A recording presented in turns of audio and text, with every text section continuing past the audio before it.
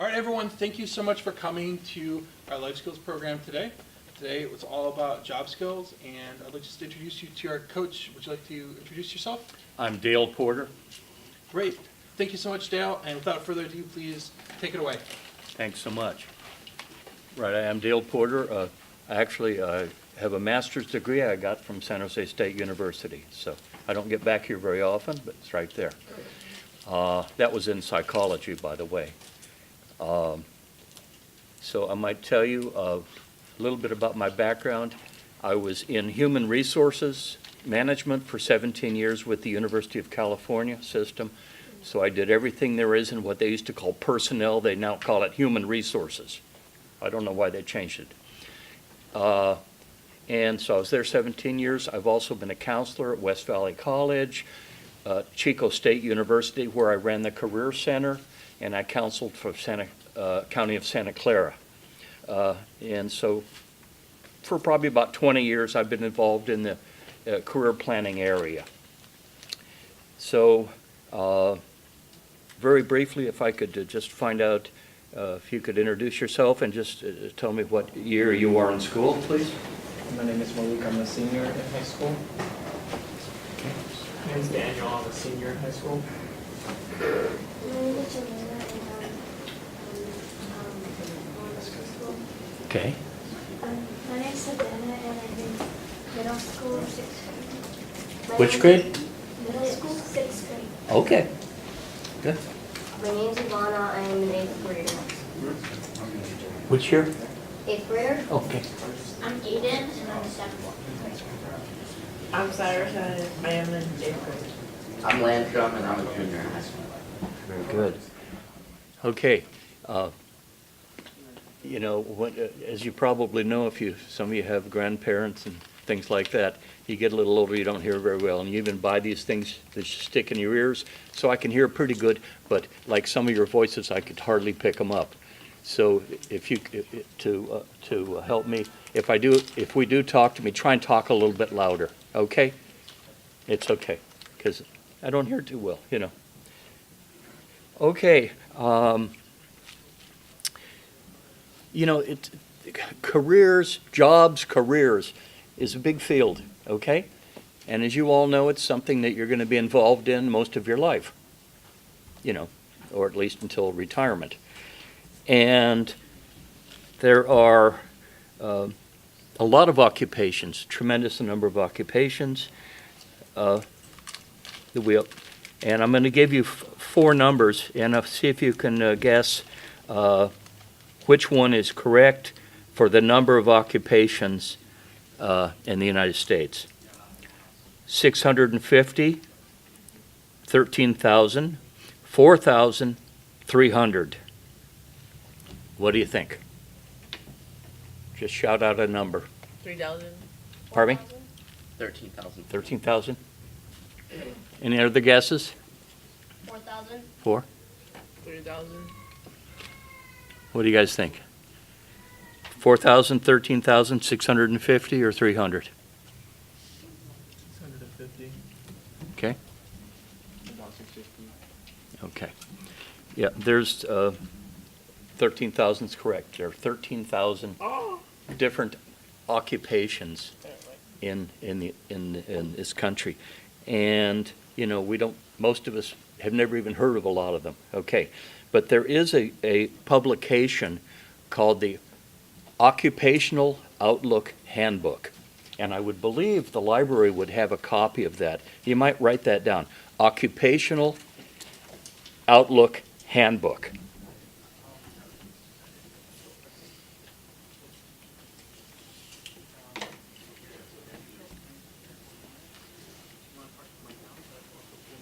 Occupational Outlook Handbook.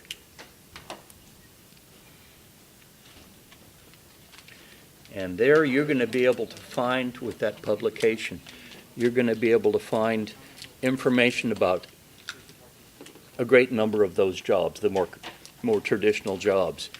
It's a good resource. You're going to be able to find all about what it takes to prepare for that occupation, what you do in the occupation, give you some idea of what kind of money it pays. Okay? The, even though in some countries in the world, like Japan, for example, people go to work for a big company, they usually stay at that same company their whole working career. As a matter of fact, even if you're doing a bad job, they don't fire you, they move you to another job. Okay? So they got job security, right? But they might keep moving you around and you might not like where they moved you. But in this country, most people change jobs an average of 4 times by the time they're age 30, if they start, let's say, working at about 18.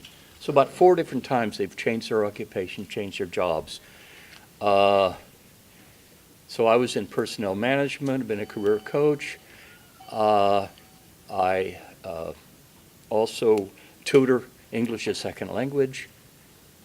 I've been a counselor, and let's see. Oh yeah, years ago I was a dishwasher. Okay, no, but that doesn't count. I was pretty young then. Actually, my best job was when I was 16 years old. I ran a gas station. I ran the whole station. I thought that was a pretty cool job. The boss would go home, and I'd take over and run the place. That was kind of fun to actually run. Yeah, I think of that maybe as my best job ever, because I was in charge of this thing. And at the end of the night, I'd go over and take the money to him, and that was it. Okay, so let's see. Let's talk a little bit about assessment. Assessment of what kind of career might be the best for you, might be indicated for you.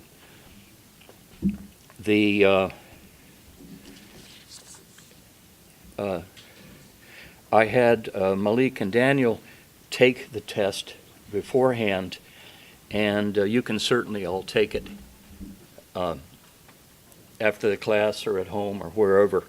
It's called, the website you go to is called 123 Test. Write that down. So 123test.com. 123test.com.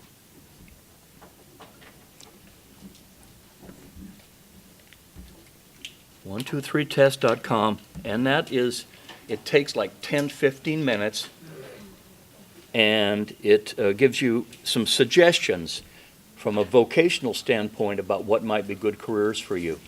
And the reason I think that's good now, even to start, some of you who are a little younger, because even when you look for a part-time job, if you find out there's a field you're interested in, try and get a part-time job in that field, okay? If you're interested in working in a store, department store, or in a restaurant or whatever, that might help you getting some background for a potential future career.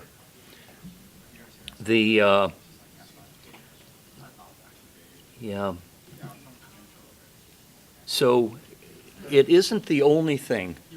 It isn't the only kind of a test. You can also take a personality type test, because just because somebody gets a certain score on the vocational test, it might not mean that they have the right personality for that. It only means that they might have interest or knowledge, or they've heard about that field, or they have some knowledge of that field, is why they chose what they did. There is a great book I'm going to tell all of you about, and it's called Please Understand Me. Write that down, please. Please Understand Me.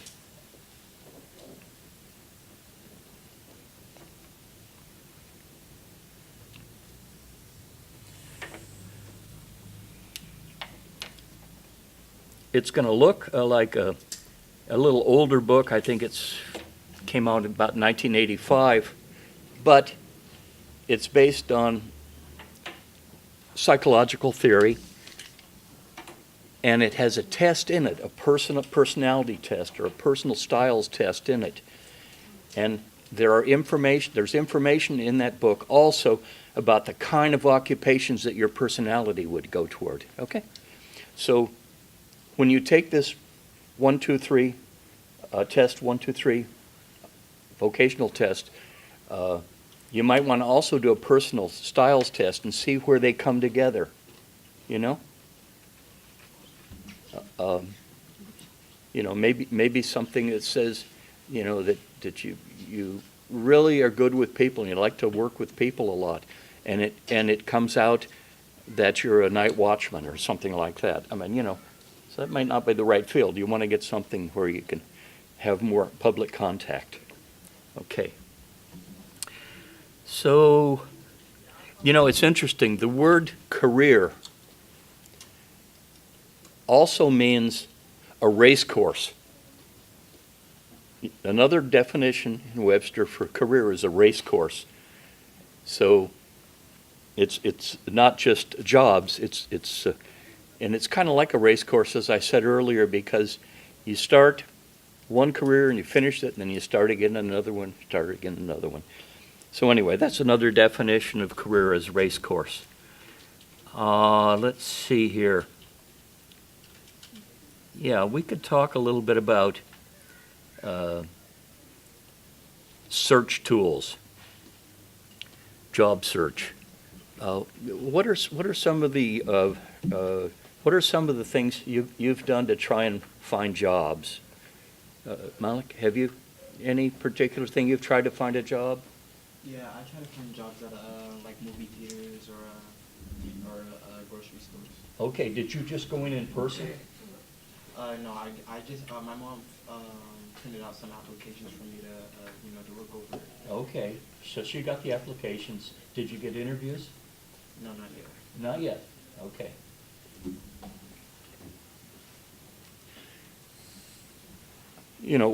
One of the very good. Oh, there's a couple of great job search tools.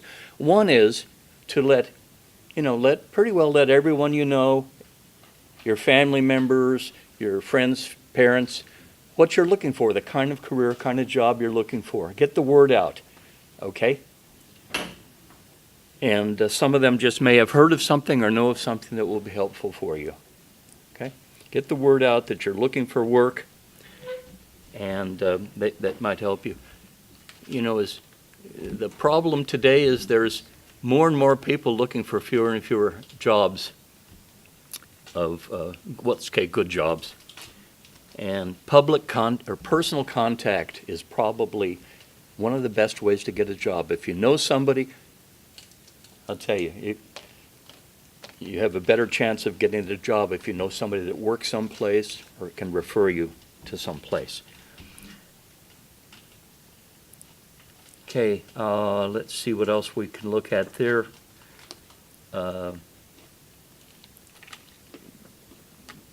Various places that people sometimes don't think about working are places like the University of Santa Clara or even Stanford University or any community colleges, because they hire a lot of staff at those colleges, okay? A lot of people think, oh, just companies,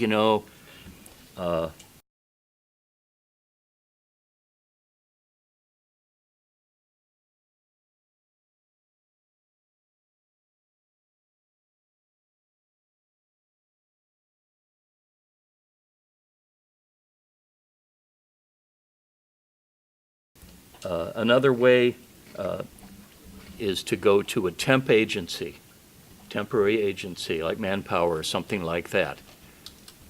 The benefit of doing that is a lot of times, a lot of companies now don't hire people direct. They hire them through temporary agencies, okay? So I got a friend recently who got a job with a big company, but she's working now. She got the job through a temporary agency. If she stays there 6 months and they like the work she does, they hire her into that company. So a lot of big companies don't have personnel offices like they used to. So they use temp agencies. Okay, let's see. Another real simple job search way is to take a map of where you live. decide how far you could commute, how far you're willing to go to find a job. Draw a circle around it on the map and see which companies, stores, and such are in that particular area. And I'm a great believer in sometimes stopping in at a company or a store if it doesn't have a if it doesn't have a help wanted sign on it. Just stop in. Say you saw their store, looks like a good place to work or a nice restaurant, and I wonder if you have any openings. And you know, they may not. They may give you an application to fill out, bring back later, okay? But if you do that, if you make a stop and you fill out an application, you're still interested in that store, maybe a couple weeks pass, stop in again, okay? Go on back to the store, stop in again, see if there's a possibility. Maybe somebody just left the day you walk in and you can get a job, okay? There's a thing called the hidden job market, jobs that we don't really learn about because they're not advertised. If the city of Santa Clara, okay, if you go to the website for the city of Santa Clara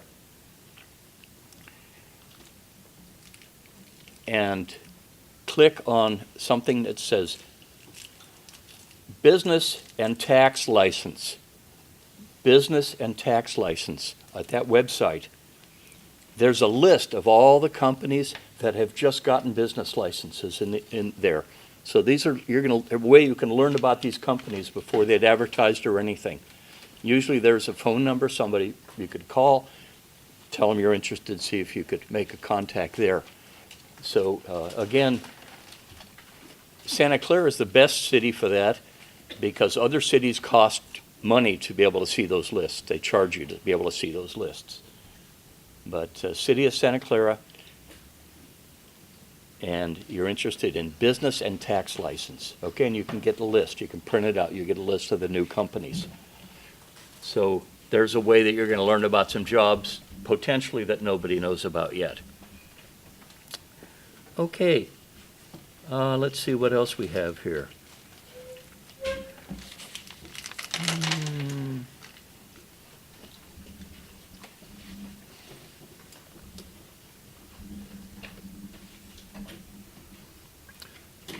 You know, and something, even though when we're looking at jobs, sometimes some people knew when they were young children what kind of job they really wanted to go into.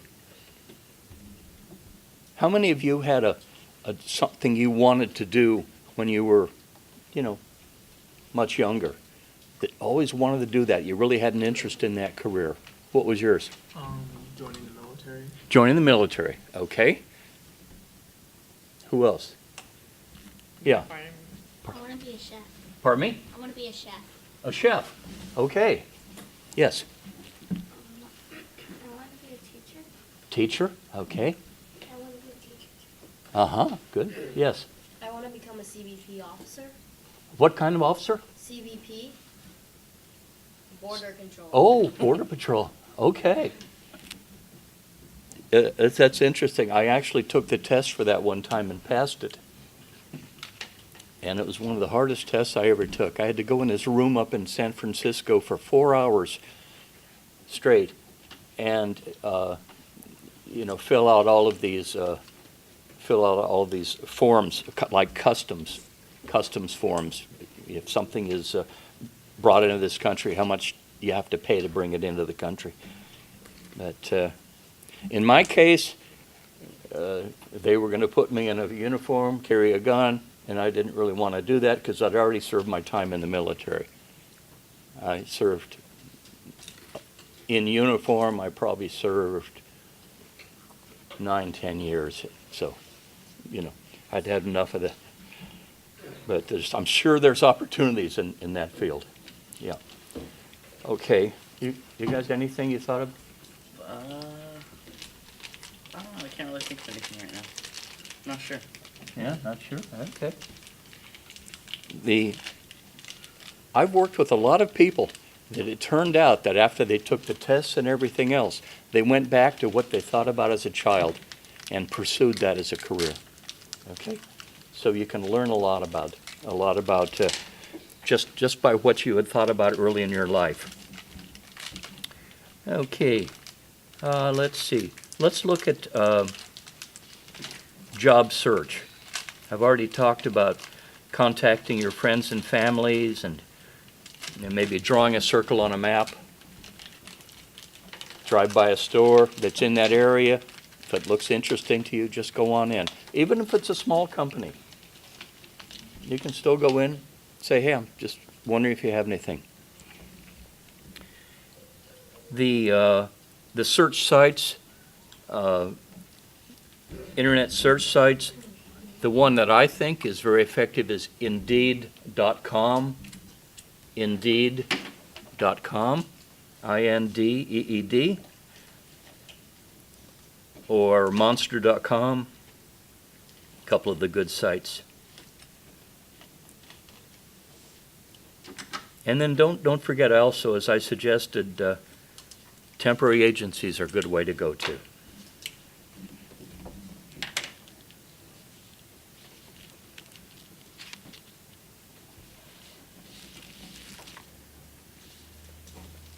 You know, another thing to think about is if you did have a job before, what motivated you? What made you want to do a good job? Who had a job that they can tell us, what did you like about it so much that you wanted to stay there? What was it? I did construction. You're doing construction work? Yeah. What did you like about it? I definitely like being outside and just working in general. with Uh-huh. animals. Uh-huh. Okay, being outside, doing physical work, skilled and physical work. Surprisingly, one of the biggest motivators for people, not surprisingly, is the kind of work it is. If you're doing the kind of work you like, that you enjoy, you're going to tend to be a lot more motivated. Also, if you get recognition on a job, if you get somebody who says, "Hey, you're doing a good job on that," that helps. Most of us like to hear recognition. I like recognition. If you don't hear anything, you don't know what they think. There's other things called satisfiers that are different than motivators, and some people think money is always a motivator. Not necessarily. I've worked with people that would stay on a job that they were on because they really liked what they were doing rather than change and go to a higher paying job. So earning as much money as you think you deserve is called a satisfier, but not necessarily a motivator to do a good job. Okay? So those are some things to think about. Let's take a look at applications. Well, no, for that, yeah, we can do applications first, okay. Obviously, when you want to fill out an application, you want to make it very neat, okay? Everything spelled correctly, answer all the questions. Sometimes it's a good idea, if you go to stop into a place and they give you this big long application form, just take it home with you and take more time filling it out correctly so you have all the information you need so you can make that application as complete as possible. Usually they'll let you can do that. You can take the application home. The resumes, you hear a lot about resumes. If you're applying for a job like fast food or in a small retail store, clothing store, something like that, you don't necessarily need to have a resume. If you're applying to a company of any size, a bigger company, then you want to have a resume. And a resume is very simple. All it is a statement about what your education is, your educational level, your experience level, How many of you have done some volunteer work? Okay. What did you do?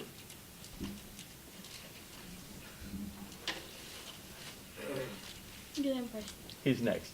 What'd you do? What kind of volunteer work? Like clean the tables and Pardon me? clean the tables. Cleaning tables, like in a restaurant or something like that? Yeah. Okay. Who else has done some volunteer work? What'd you do? I did Meals on Wheels. Okay. You know, to me, volunteer work is a job.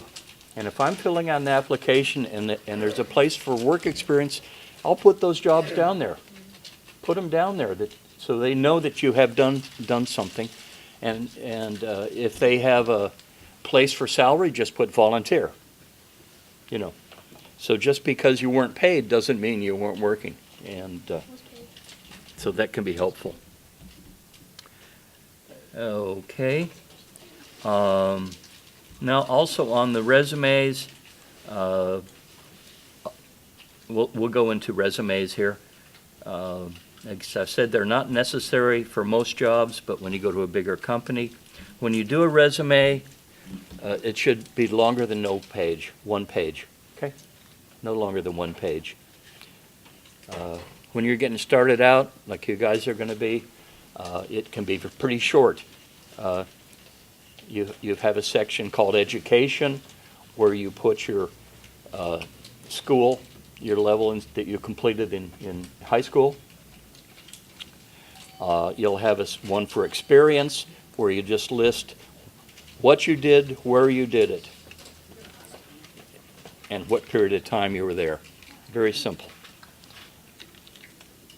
The other thing I would suggest putting on a resume, and a lot of people don't agree with me, but if you have other hobbies and interests, I would include a section on the resume about hobbies and interests. Okay. Who knows why I would do that? Why would I suggest that? Like sports or, some kind of, why would you put down hobbies and interests on a resume? I guess it's somebody that can relate to. Exactly. Let's see. When you put down hobbies and interests, it might turn out that the interviewer, the manager you're talking to, also is interested in the same sport or activity. Okay? Something good must be going on.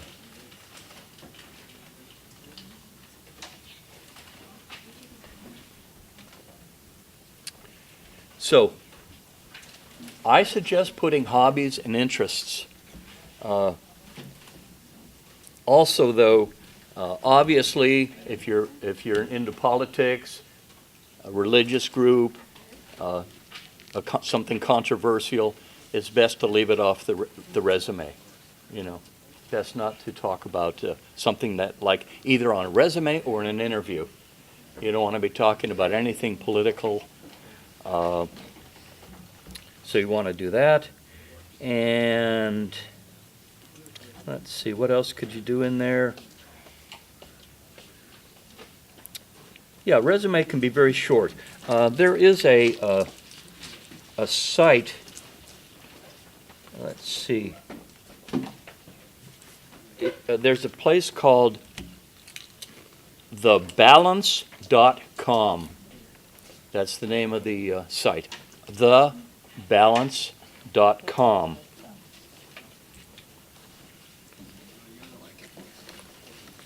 And they have samples of resumes. A lot of samples resumes at thebalance.com.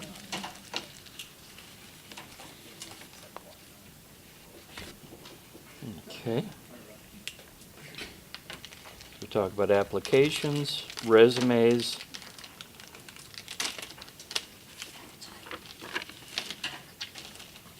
Hobbies and interest. You actually, once you do all of these things, you get down to the most important part of if you're going to get the job or not, and that's the interview. Okay?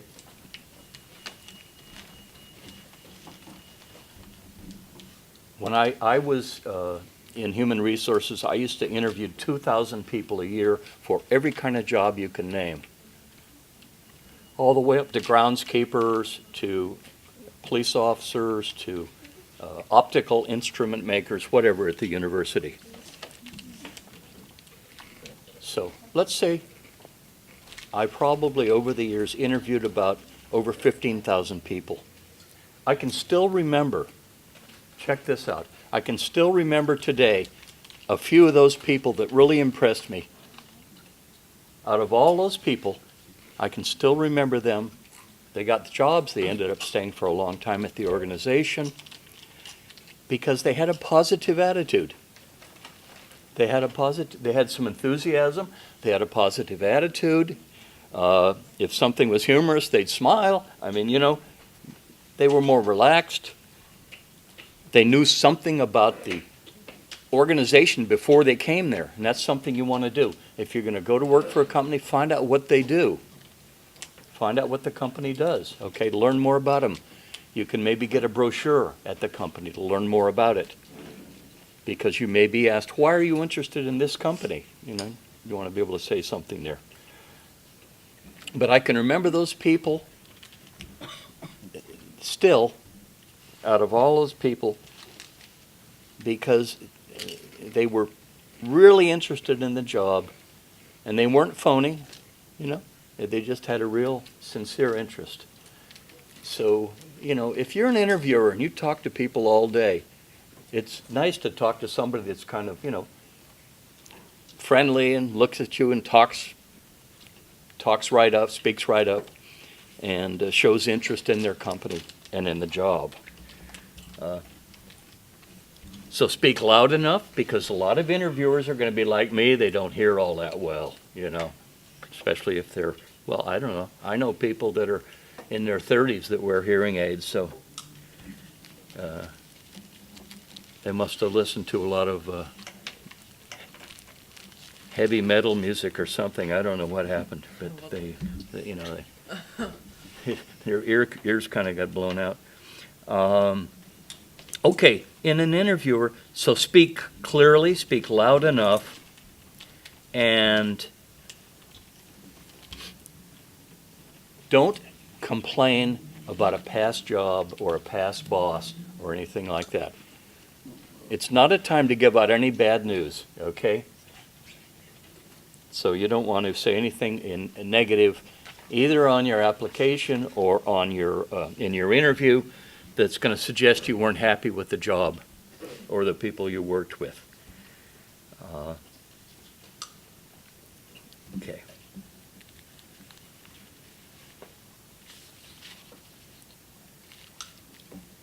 So you get the job. So when you're hired, listen closely. Listen closely to everything you're told. If you don't understand it, ask questions. Okay? Ask questions. A good idea also is if you go to work someplace and there's a group of people that complain all the time, stand around and complain, I wouldn't spend much time around them. Okay? Because they're probably not going to be very successful at the company. So try and find people that are more positive and interested in the work. If you're corrected, learn from it. Try not to be defensive. If you're said, "Hey, you weren't doing that right," find out what you needed to do, what you needed to do it right. There's a saying that they use a lot in the military: "Don't explain, and don't complain." It's a pretty good rule. And if you're told, "Hey, you screwed up at that," find out how to do it. Say, "Good, now I know how to do it." But don't explain why you couldn't do it. "Oh, I couldn't do it because, you know, I was thinking about something else," or whatever. And again, don't complain. So it's, again, all about being positive in your job search, all about being positive as an employee. Now there's have any of you gotten a student work permit before? Had to get a student work permit? Okay. Student work permits are not necessary. You don't have to have one if you're a high school graduate or high school equivalency or you're 18 years or older. You do not have to have a student work permit. Probably maybe a little store or something isn't going to require it. But somebody even like McDonald's or Wendy's, they're going to need a student work permit. And you get the permits, the site where you can get a permit is dir.ca.gov.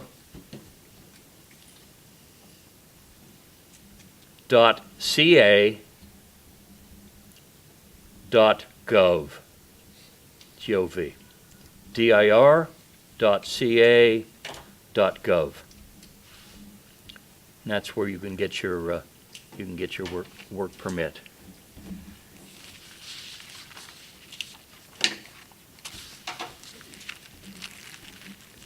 So those are some of the main things I wanted to talk about today. See if I missed anything important here. Search tools, the interview. Oh, at the interview, how to dress. Well, you know, of course, you wear your better clothes when you go to the interview, right? You're not going to wear hats. You're not going to, wear things with big logos on them, words all over them. You're not going to wear those jeans that you can see the knees, You wouldn't want to be doing that. So usually the guys want to wear some, better pants, maybe something like Dockers or something like that. But don't wear that light tan color. It's not very popular right now. Don't wear the light tan. That's an old joke. Okay, and maybe a long sleeve shirt, just something plain, long sleeve shirt, single color, and probably leather shoes instead of tennis shoes. Let's see now. No one around here has one of those things in the nose, right? Okay. No. I'm sorry. I have a little bias. I'm not into those. I mean, what do you do if you got a nose? You got to blow your nose. What do you got to do? You know what I mean? You know those little things they wear on their nose. Anyway, but if a person had it, they probably wouldn't want to wear that to the interview. Okay.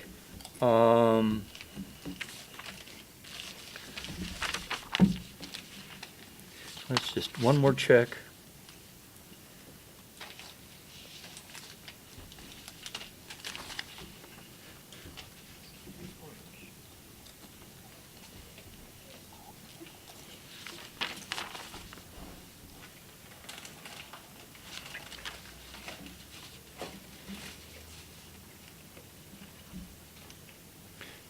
So have any of you had a bad experience when you applied for a job? If you've applied for something and had a bad experience? Yeah. Not being hired, by the way, is not a bad experience because many jobs, especially ones that are advertised on the internet, they probably have anywhere from 100 to 500 people applying for that job. So it's important not to take it personally if you don't get a job. Just keep applying. Okay? Are there questions any of you have about the kinds of things I've been talking about, things that you want to know more about? Yes, please. How old do you have to be to get a work permit? To get to work at 14. Yeah. Oh, I'm one more year. Pardon me? I'm one more year until I'm 14. You're not 14? No, I'm one more year. One more year. Yeah. Okay. Yeah. Which still doesn't mean probably somebody couldn't hire you to do some yard work at their house or something like that, Mm-hmm. Other questions?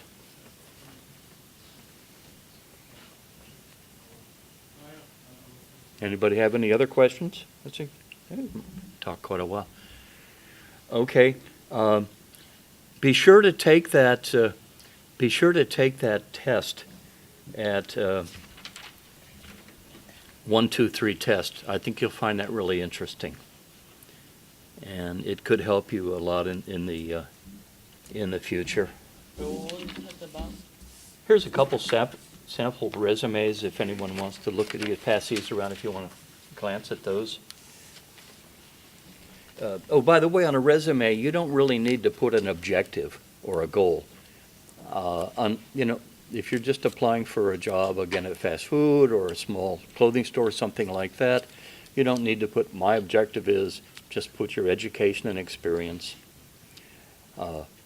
If you're applying to a bigger company for a specific kind of a job, then you want to make it objective that you're interested in becoming the office clerk or whatever, for the company. Questions? Comments? No? We have a. Wait. What's the test about?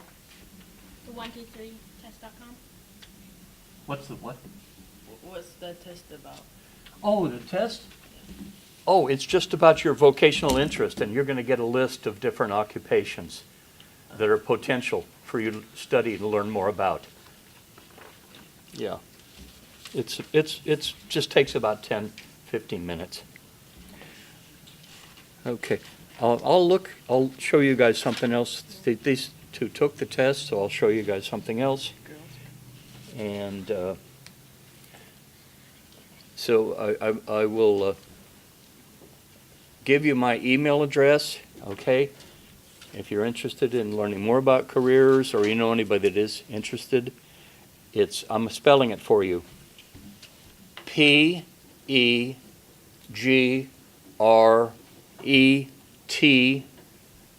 number 1. That's PEGRET, number 1, at Comcast.net.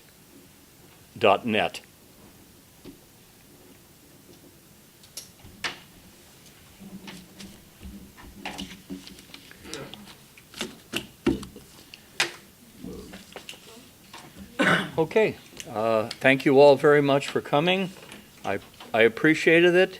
I hope you learned something, and that you'll continue to use your counselors at school, career counselors. They can give you additional help, and also if you get into like a college, community college or whatever, definitely use the Career Center, because you're going to learn a lot more there. Great. Thank you very much. Thank you. Thank you so much for coming. I really appreciate it. My pleasure. Thank you so much, everyone, for attending our workshop today. We're handing out a little post survey. Please do fill that out. The library also has some good resources, so I've got some information here too. But yeah, remember that our next session's on the 14th about cooking, and then we'll have one about time management. And I hope you all have a great day. Thanks so much.